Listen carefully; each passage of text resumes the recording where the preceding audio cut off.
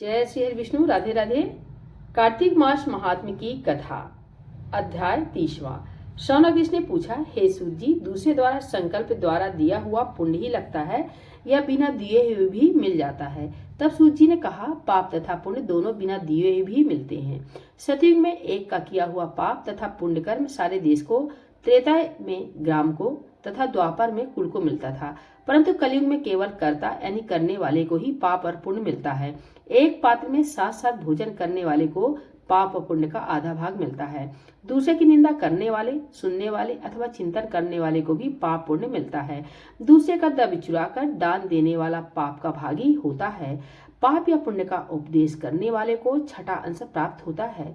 प्रजा का छठा अंश राजा को प्राप्त होता है। इसी प्रकार शिष्य से गुरु, पिता से पुत्र तथा स्त्री के से पति भी छठा अंश पाते हैं, परंतु स्त्री पति का आधा पुण्य पाती है। इस प्रकार बिना दिए हुए भी एक दूसरे को पाप तथा पुण्य की प्राप्ति होती है।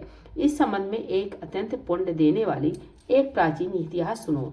एक समय उज्जैनी नामक नगरी में धनेश्वर नाम का ब्राह्मणोचित, कर्मों से रहित, जुआरी, मदरा पीने वाला, वेश्यागामी, रस कंबल तथा खाल बेचने वाला अत्यंत पापी ब्राह्मण रहता था। वह क्रय विक्रय हेतु कई नगरों में घूमता फिरता महेशमती नगर में आ गया और वहां पर 1 मास तक ठहरा। एक दिन नर्मदा नदी के तट पर उसने जप तप करने वाले ब्राह्मणों का पूजन तथा सायंकाल शिव का दीपदान महोत्सव भी देखा। उसी रात्रि को एक सर्प ने उसे काट लिया। तब कुछ मनुष्य ने उसके मुख में तुलसीदार तथा नर्मदा का जल डाला। इसके पश्चात उसकी मृत्यु हो गई और यमदूत उसे मारते पीटते हुए यमराज के पास ले गए।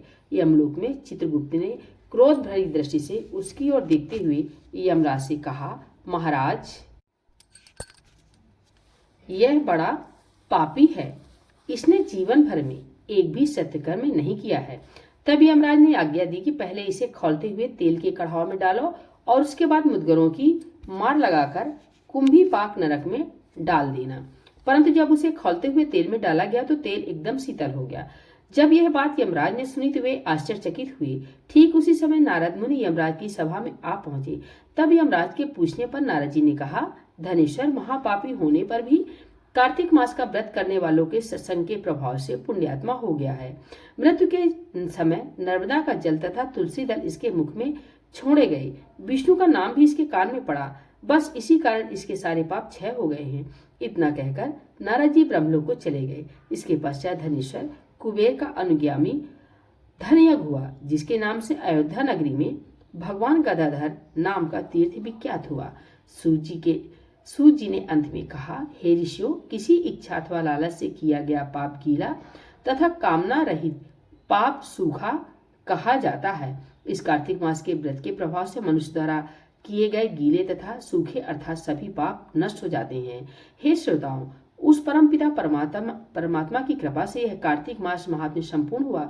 जो इसके अनुरूप आचरण करेगा वह तो जीवन में सभी सुख और जन्म में मोक्ष को प्राप्त होगा ही। श्रद्धा पूर्वक इसको पढ़ने, सुनने और सुनाने वाला भी असीम पुण्य फल प्राप्त करेगा। बोलिए श्री लक्ष्मी नारायण भगवान की जय। कार्तिक मास महात्म्य की जय।